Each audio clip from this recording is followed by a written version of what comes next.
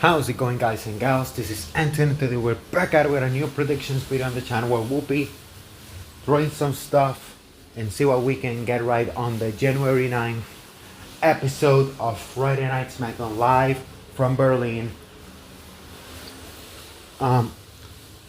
People internationally will be able to watch it on Netflix. Meanwhile, people in the US and Puerto Rico will have to watch it on a 6-hour delay on 8 p.m. Eastern live on USA Network. I did not do a predictions video for last episode because the match card wasn't that big. You know, in terms of I didn't feel impact. So that's why I'm doing it for this week's episode of SmackDown, because if it has a big title match and has some impact and some main roster debuts. So let's jump right in with that. Remember, if you like this type of content, like, comment, share, and subscribe. So without further ado, let's jump right in. So first off, we are gonna start with Rey Fenix versus Trick Williams. I think this match is just to showcase Trick Williams, and Fenix is the perfect opponent that's gonna make him look like $1 million. Obviously, first match of the main roster, I think Trick Williams is gonna win here. There's no question about it. And also, we've seen Jordynne Grace on SmackDown, so possibly in the near future, or even on this show, we may get an announcement of Jordynne Grace officially being part of the SmackDown roster, like we had on Monday with Javon Evans. Excuse me. And maybe and Obafemi, but with Obafemi they are playing it correctly. They show a vignette last Friday on SmackDown, last Monday on Raw, and obviously on Tuesday on NXT. Obafemi, after retaining the title against Leon Slater, Oba left the title in the ring, so now the title is vacant, which I didn't like, because then why did you took it off Ricky Saints then? Like, that makes me think that the only reason you took the title off Ricky Saints is so Obafemi could be a part of Saturday night's main event. If you wanted to do that, why not call up Obafemi after losing the title to Ricky Saints, put him on the tournament, have Cena retain at Survivor Series, and have Obafemi retire John Cena, thus winning the IC title winning the IC title. I would have given Obafemi the IC title, because now with the situation with Dominic, we don't know how long he's gonna be out. Makes Dominic's win at Survivor Series mean nothing. Obafemi would have been the perfect final opponent instead of Gunther, that no charisma, skinny fat bitch. My God, they have messed up Gunther so bad ever since taking Ludwig Kaiser away from him. But if you want to watch my rant about Gunther, like, go watch the Raw review and because this is SmackDown, so I'm not gonna do it here. But man,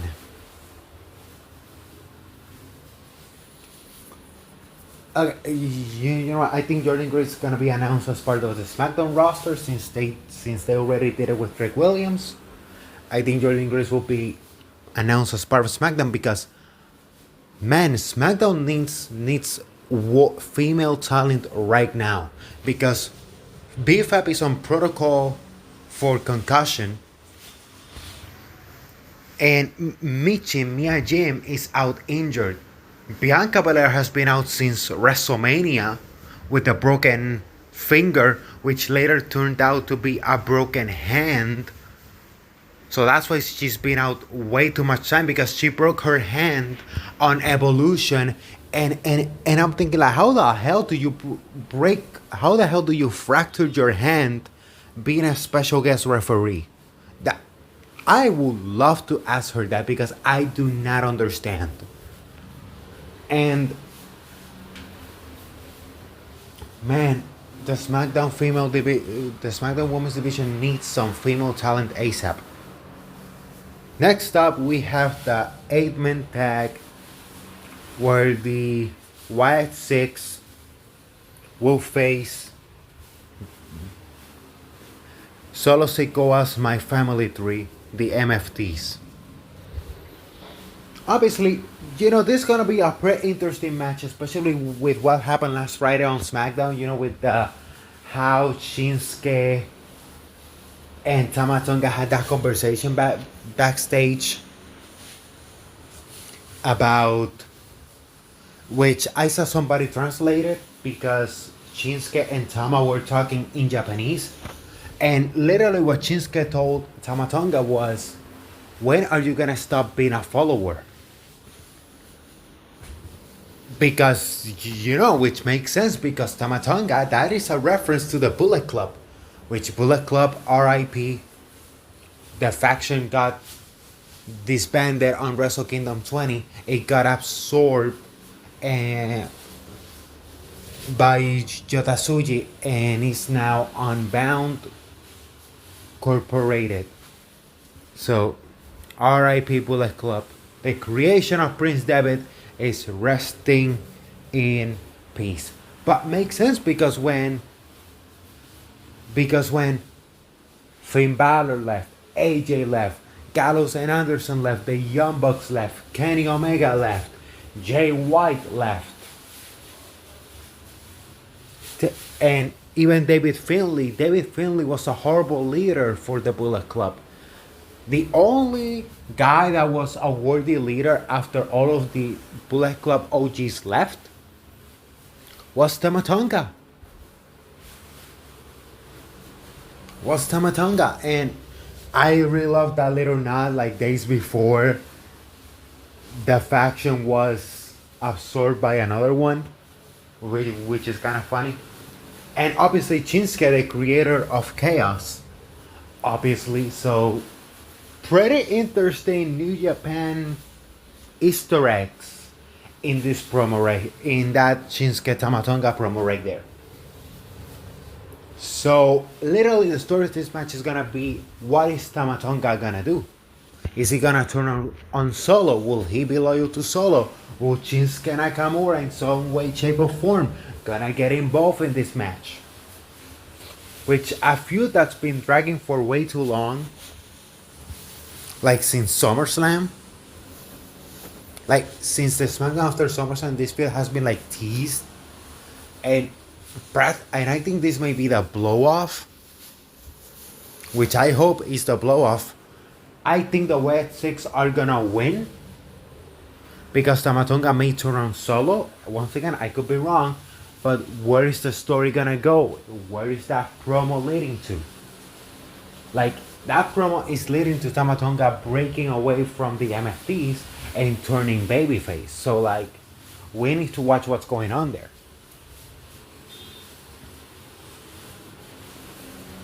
Because the Wyatt Six are coming off a loss against the Psycho Circus and Pagano at Guerra de Titanes on December 20. They lost that match against Pagano and the Psycho Circus. So they need a win because they are coming off a loss. So they need to win here. And Tamatonga is gonna turn on Solo. At least that's my prediction for this match. Or if that does not happen, maybe we could have Shinsuke trying to interfere in this match in some way, shape, or form. But I think the MFTs need this win after what happened at Guerra de Titanes. And obviously, I don't think this show is gonna have too many matches because I think this match is gonna go a whole hour. This has the potential to be one of the greatest matches in SmackDown history. For me, the greatest match on SmackDown history has been Brock Lesnar versus Kurt Angle for the WWE title. That Iron Man match where Brock won the title back from Kurt. Man, that was such a good match. So I think this has the potential to be on that level because these two guys can go. It's Cody Rhodes defending the undisputed WWE Championship against Drew McIntyre in a 3 Stages of Hell match. The first fall is a standard wrestling match. The second fall is falls count anywhere. And the third match, if necessary, is a steel cage match.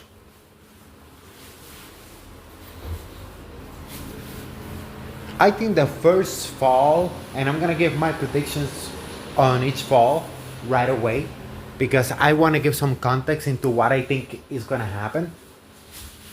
The first fall is gonna be, I think the winner of the first stage is gonna be Drew by disqualification because I think Cody is gonna lose control on the first fall, and you need him because of what you did last Friday. You need him to fight from underneath, and so winning by DQ the first fall means that he can beat the shit out of Drew McIntyre without stop, get disqualified on the first fall, and then also continue to beat the shit out of Drew McIntyre to win the second fall. So there's a connection there. So like there it goes 1-1. And the second and the third and final fall, which we're gonna get the three falls. The third stage of hell obviously is a steel cage match, which I think is gonna be won by Cody Rhodes. My Cuban Christ is gonna retain the WWE Championship because I smell something going on here. And no, it's not a heel turn. I think Obafemi it's gonna be either Obafemi, Jacob Fatu, or Randy Orton. One of those three guys. I almost drew an F bomb. I really apologize. One of those three guys is gonna interfere and screw Drew out of the title, and Cody crawls through the door and retains the title. Because I think they are gonna do, maybe this is just me, but having a steel cage match is the perfect scenario for Obafemi to debut. And do you guys remember that the tag team title match between Joey Mercury and John Morrison when he was Johnny Nitro, when they defended the tag team titles in a steel cage against Batista and Rey Mysterio? And that was the match where Mark Henry broke the door and beat the hell out of Batista, leading to Mercury and Nitro retaining the titles. I think that's what's gonna happen here. Obafemi is gonna do that exact same thing. Yeah, I said it. It's gonna be Obafemi who might interfere here. It's either gonna be him or Jacob Fatu. Who's gonna do that? And beat the hell out of Drew McIntyre. Although it's very, very unlikely it's gonna be Jacob Fatu, because I do not think Drew attacked Jacob Fatu. I still think it was Randy Orton. Randy Orton is the guy that attacked Jacob Fatu, in my opinion. It wasn't Drew McIntyre. It wasn't Cody. Those two guys are way too obvious. And Triple H likes to do a little swerve. So I think it's gonna be Obafemi, because if you guys remember, on Saturday Night's main event, the Obafemi versus Cody Rhodes match ended in a no contest because of Drew McIntyre. So maybe Obafemi is like, screw this guy, I couldn't beat Cody, I'm not gonna allow him to beat him also. And that is how you get a new feud on the main roster. You get a new babyface over, because goddamn, outside of Cody, SmackDown SmackDown needs a babyface because Randy is going heel. So like, you need a babyface to get established right away, because Randy, obviously against Cody, he's gonna go heel. Where the hell is Roman Reigns? We had that tease at Survivor Series. I do not want Cody versus Roman 3, because the first two matches were Cody was the babyface and Roman was the heel. Like, if Roman versus Cody 3 is both of them as babyfaces, or Roman turns heel, it's gonna be so boring because we've already seen it. Babyface Cody versus babyface Roman just doesn't cut it for me. I mean, if you're gonna do that, Cody has to be the heel, right? Like that match should not happen this year. It should happen like on like WrestleMania 44. Like let it rest. Let it breathe. It's only been 2 years since WrestleMania 40. Don't let them face each other. Look, Rhea Ripley and Bianca Belair were supposed to have a one-on-one match on 2022, and Rhea got pulled out of the match because she had like a heart issue and she was out for a couple of months. And they haven't tried to do that one-on-one match since because they're saving it. They're saving that match. They're saving it. Like they've never faced one-on-one on the main roster. I know they faced on Takeover Portland on February 2020. They faced each other for the NXT Women's title, where Rhea retained against Bianca. But they've never faced one-on-one on the main roster because, as I always say, Rhea and Bianca are the Batista and John Cena of the women's division. These are two girls that came up to the main roster at the same time, were the last two in the 2021 Women's Royal Rumble. And not only that, on the same night, they won their first women's title on the same, I mean, it wasn't on the same night because Rhea won the title on night 2 of WrestleMania 37. Bianca won it on night 1, but on the same weekend, they became women's champions of the respective brands. Like, we need to understand that they are the Batista and John Cena of the women's division, and that match is a big money match and should only happen on a WrestleMania. So that's why I say it should be Roman going for the World Heavyweight title, because god damn it, that title needs some prestige. It needs top guys going after it. And Roman is the perfect top guy to go after that title on WrestleMania 42. And let Randy and Cody cook. So I think Cody retains here because of Obafemi. The screwing Drew McIntyre out of the title. If something happens and I'm not able to talk about it, it's because this video was recorded on Thursday early morning. So if you like this type of content, like, comment, share, and subscribe. And as I always say, share these beautiful moments with your families, create beautiful memories, because life's too short, but those memories will last a lifetime. As always, this is Anthony signing off. Bye bye.